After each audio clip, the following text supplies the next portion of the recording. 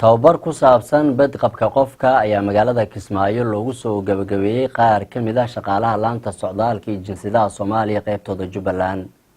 sida warkan ay ku faafahinayso Sabriin Sahal Maxamed. tababarkani oo ahaa mid socday muddo 2 casho ah ayaa waxaa lagu baranayay badqabka shaqaalaha waxaana tababarkaasi ka faa'iideystay ilaa iyo ku dhawaad 20 ka mid ah shaqaalaha laanta socdaalka iyo jinsiyadaha xafiiskooda Jubbaland maanta ayaa loo soo gabagabeeyay tababarka casharo ay ka mid yihiin in qofka foojignaan dheeraad ah muujiyo marka uu adeegayo bulshada iyo ka fogaanta wax walba oo qofka noloshiisa dhibaato u keenayo ayaa lagu bartay tababarka munaasabada xiritaanka tababarka ayaa waxaa ka soo qayb galay agaasimaha xafiiska laanta socdaalka iyo jinsiyadaha Jubbaland Cabdisalaan Xasan Xuseen iyo macallimiintii casharada bixinayay ugu horeyn waxaa munaasabada ka hadlay dardaaran u jeediyay ardayda Jibriil Xuseen Isaaq taliyaha hoggaanka dharcada ee nabad sugidda Jubbaland oo kamid ahaa macallimiintii bixinayay casharada barnaamijkan waxay gelinta badqabka shaqaalaha hay'adda socdaalka iyo jinsiyadaha kulley waxaan u maleynayaa shalay inaad mataqaanaayo wax badan aad ka faa'iideen sida mataqaanaayo uu ugu horeeyo amni nafsi waxa la qofka sida mataqaanaayo uu control lahaa amniga mataqaanaayo nafsidiisa ama shakhsiyadiisa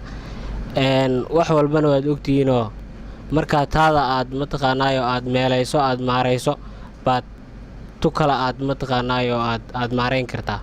marka in waxaan idin kula dardaarmayaa maadaama ay tahay maanta maalinkii ugu dambeysay ee mataqaanaayo barnaamijkan seminaarkan waxay gelinta ku saabsanaa waxaan idin kula dardaarmayaa in waxyaabihii aan idin sheegnay barnaamijyadii aan idin sheegnay casharadii aan idin sheegnay in siday tahay aad u qaadataan haddii aad mataqaanaayo dee aad wax walba aad iska sakhirato oo wax walba aad ka soo qaado wax iska easy ah waxaa laga yaabaa in mataqaanaayo dhib fara badan ama mataqaanaayo aad kala kulanto mataqaanaayo dhib aad kala kulanto marka waxa weeyaan intii shalay aan isku sheegnay haddii aan si fiican aan u qaadano aan si fiican aan ugu dhaqanno oo si fiican aan u gudano in nafsadeena aan ku filnaanayno qaar ka mid ah dadkii ka faa'iideystay tababarka oo dhankooda goobta ka hadlay ayaa waxay ka warbixiyeen waxyaabihii ay ka faa'iideysteen tababarka waxaana u mahadceliyeen macallimiintii tababarka u qabtay bismillaah magacayga waa Saar Cabdinaasir Maxamed waxaa ka mid ahay saraakiisha hay'adda socdaalka jinsiyadaha Soomaaliya ee tababarka uga socday halkan runaantii wax badan oo wax ku ool ah ka faa'iidnay tababarkan intii uu socday ku saabsan badqabka shaqaalaha haddii aan hadda waan sheegayaa waxaan ka faa'iidnay runaantii hal iyo laba kuma soo koobi karo waxaan aad ugu mahadcelinayaa macallimiinta sharafta leh oo nooga faa'iideeyay waxyaabaha badan oo tababarka noo waday waa Maxamed Yuusuf Xasan waxaan ahay sargaal u shaqeeyo hay'adda socdaalka iyo jinsiyadda Soomaaliya qaybteeda Jubbaland waxaan ku jirnay seminar muddo kooban socday oo ay bixinayeen macallimiin khabiir ah oo ka socday hay'adaha amniga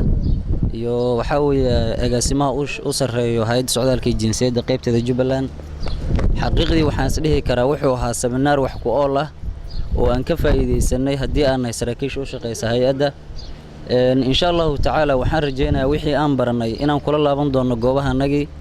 oo si waafaqsan shuruucdana la baray aan ugu shaqeyn doono muwaadiniinta Soomaaliyeed iyo kuwa shisheeyaba insha Allah ta'ala waxaan rajeynayaa wax badan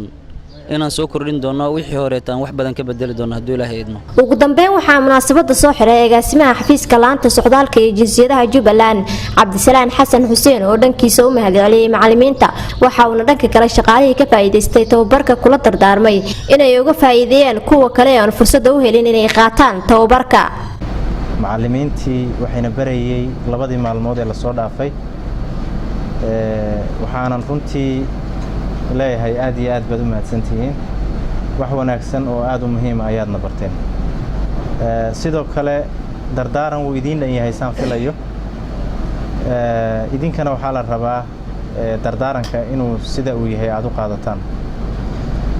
waxaan rabaa inaan xuso tababarkani waa tababaro aan rabno inaan ku xusno bisha Ramadaan ama aan ku soo dhaweyno yuu kow ka yahay waxaa inoo xigi doona tababaro kale oo fara badan insha Allah ta'ala sida aan rajaynayno waxaan aad iyo aad u dareemayaa in isbedel uu jiro intii aan wax baranay waxa ugu badnaa ee layna barayayna wuxuu ahaa horta bal adigu badqabka qofka shaqaalaha ah in la baro waad ogtihiinoo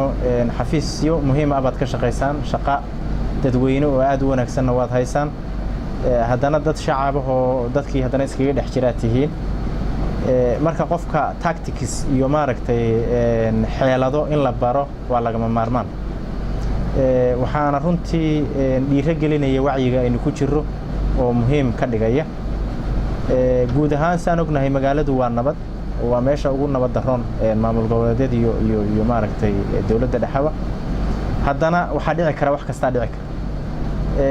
intaas waxaa dheer waqtigu maanta uun ma aha waxaa laga yaabaa inaad meel kale tagto marka waxaad baratay waa wax kula soconaya oo meel kastoo tagto la rabo inaad aad practice garayso oo aad isticmaasho Sabriin Sahal Maxamed raadiyaha ee telefishinka dawlad goboleedka Soomaaliyeed ee Jubbaland magaalada Kismaayo.